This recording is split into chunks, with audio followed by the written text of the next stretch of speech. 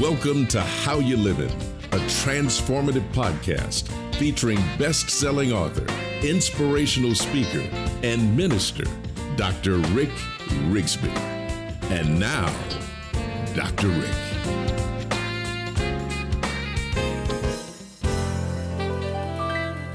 Hello, friends. I'm so glad you tuned in today. I'm thrilled to be able to talk to you about this topic. It's a topic that I love to discuss. It's a topic called decisions. Why it's so important to make a decision, and really to unpack this for a moment and discover perhaps reasons why we don't tend to make decisions that can really be counterproductive. Do you know that one decision can change the lives of many people that you'll never ever meet? Oh, do I have a great story for y'all at the end of this podcast. Stay tuned. But let me begin with a study that Harvard Business Review did a few years ago. They asked knowledge-based workers one simple question: what generates the highest degree of employee satisfaction? Now, the answer may not be what you might think. The top answer was not money, was not bonuses, was not time off, was not incentives.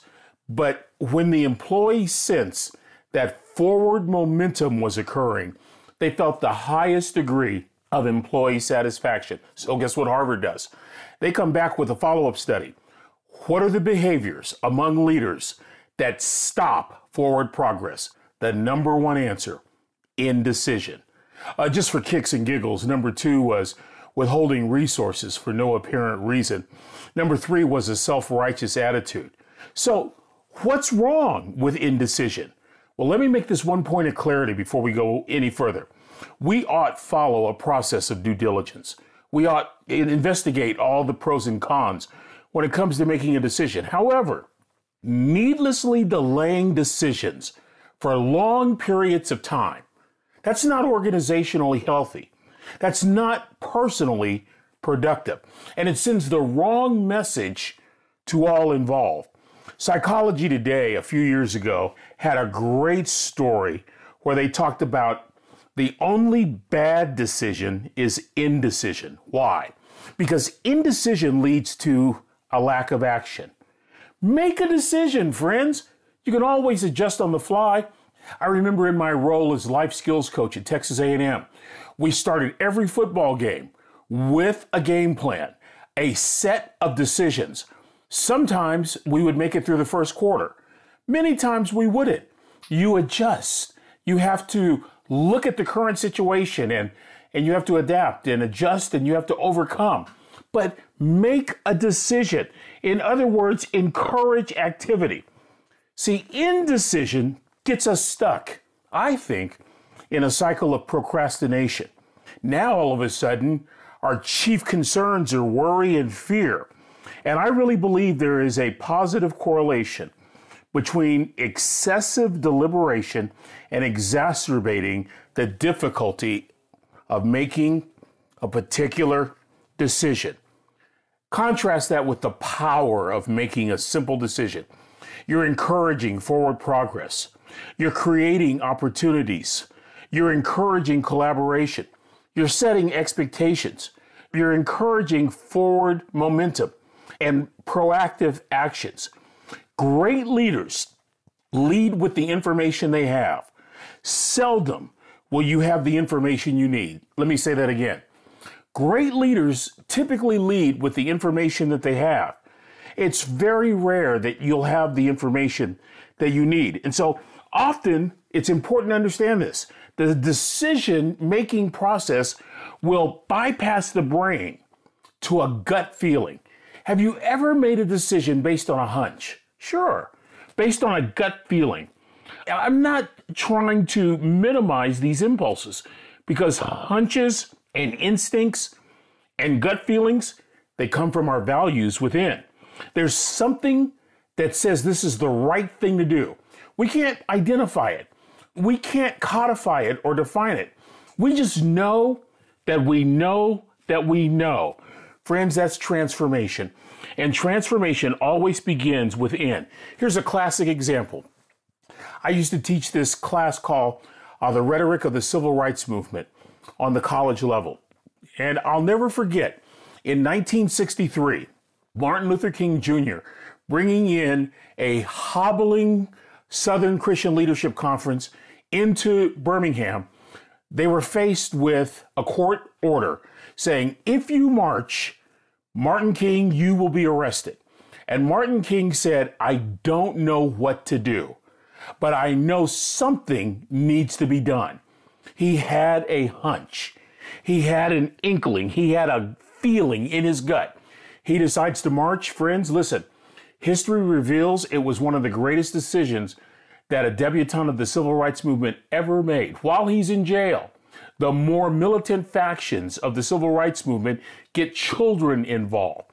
Those same children whose pictures were broadcast all over the world as being victims of police dog attacks and fire hose attacks literally weakened the chains of segregation.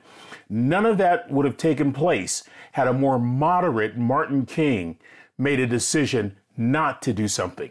But he made a gut level decision that he had to march, that he had to go to jail regardless.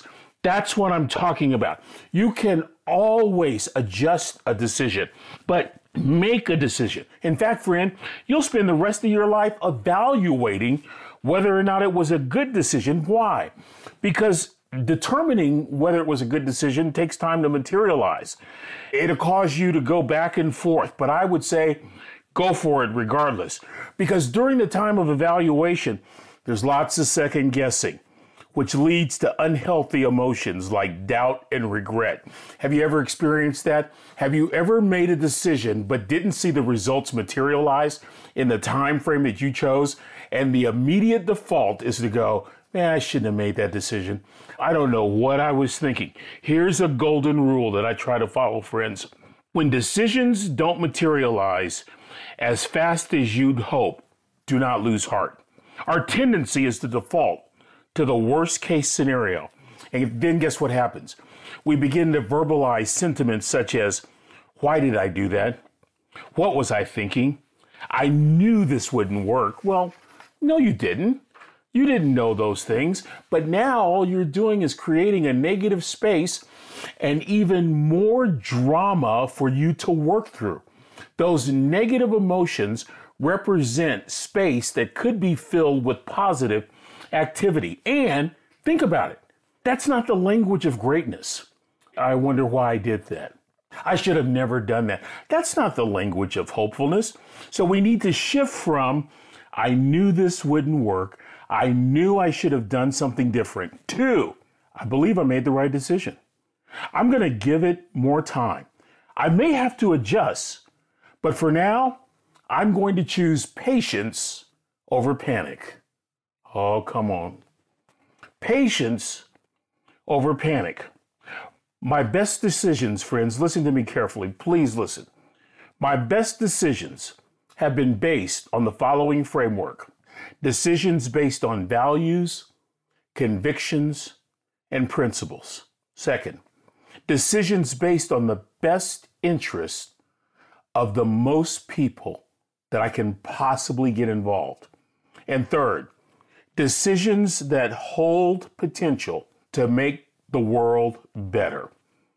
Freeing yourself to make decisions based on your convictions, based on the best interest of most people, based on the potential that you're going to make your community better.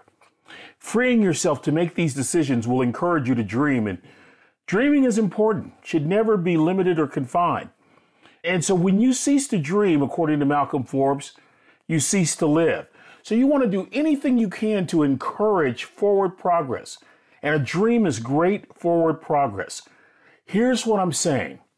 When you make a decision based on your principles, based on your values, based on your convictions, when you make a decision that's in the best interest of as many people as possible, when you make a decision that holds the potential to make people better, to make your community better, to make the world better, you are making a decision that is seismic, that's going to make an impact. Whether you have to adjust it or not, it's going to be huge. Let me give you an example. Allow me to close today's podcast by introducing you to one of my heroes who made such a decision. Today, she's 104 years old, and it was nearly 70 years ago that she made a life-changing decision based on her principles and convictions and values, based on working in the best interest of others, based on making the world better. Let me tell you about Beverly Bunn. Beverly Bunn was born in McMinnville, Oregon in 1916. She started her life on a rural farm until her family moved to Portland. The move caused her to struggle in school. She wasn't a very good reader at first. She eventually caught up. She adjusted, fell in love with reading, and really fell in love with the library. And after high school, she attended the University of California at Berkeley, majored in English.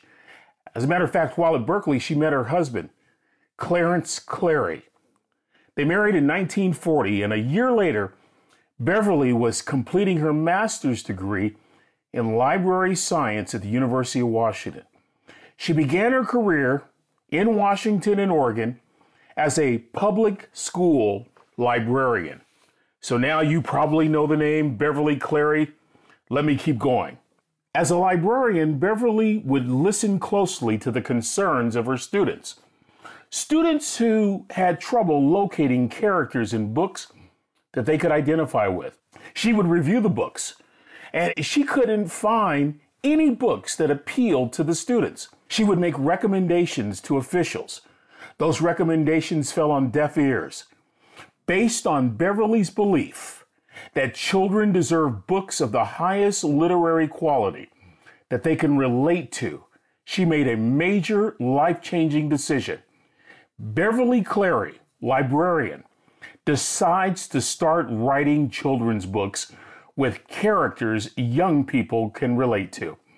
After a few years, Beverly published her very first book in 1950, 70 years ago, titled Henry Huggins. It was a book introduced to me when I was a third grader, and it's among my favorite books. The characters are based on childhood experiences in the kids in her Portland neighborhood, like Henry Huggins and his dog Ribsy, and his friends Beezus and Ramona. Well, today, at age 104, Beverly Clary lives at an assisted living facility in Northern California. Beverly and Clarence were married for over 60 years until he passed away in 2004. But this is what I want you to do. I want you to listen to the impact one decision had. Beverly Clary's books have been published in over 25 different languages. She has won every major literary award, from the National Book Award, the Newbery Medal, to the Laura Ingalls Wilder Award. In fact, she won the Library of Congress Living Legend Award in 2000 and the National Medal of Arts in 2003. The University of Washington has the Beverly Clary Endowed Chair of Library Sciences. There's a school in Portland called Beverly Clary School. It was a school that she attended. There's a residence hall named after her at Berkeley, and at Grant Park, near where she grew up in Portland, there's a statue of Henry Huggins, Beezus, and Ribsy. Since publishing Henry Huggins in 1950, 91 million copies of her books have been sold worldwide. Friends, all of this based on a decision to offer literary quality to children. Beverly Clary's impact continues worldwide to this very day. My favorite annual event, speaking personally, is when I read to the students at Brazos Christian School's library in Bryan College Station, Texas. I read in that library that is named after my first wife. It's the Trina Rigsby Memorial Library, where my first wife, before she passed, was librarian. My choice of book to read every single spring, Henry Huggins. My older son and his wife presented me with a Christmas gift a couple of years ago. Henry Huggins, third printing, 1952, based on a decision to enhance the quality of literature for children, to make the world better. Beverly Clary simply and unwittingly change the world with one decision. Friends, what's your next decision? Please don't approach that decision with negativity. Well, I have to. Well, I got to. No, you get to. You get to make a decision based on values and convictions and principles. You get to make a decision based on what's in the best interest of most people involved. You get to make a decision that holds the potential to make the world better. So imagine adventurously, hope miraculously, and decide courageously, and make that decision. Oh, baby, I'm so fired up. Friends, until we meet again, this is Dr. Rick, asking the most important question I can ask you today. How you living? Are you ready to make an impact in your world right now? Do you want to stop existing and start living your best life right now?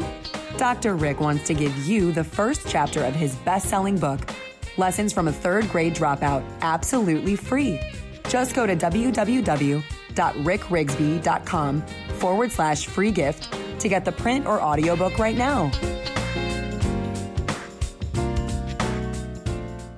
This is thepodcastfactory.com.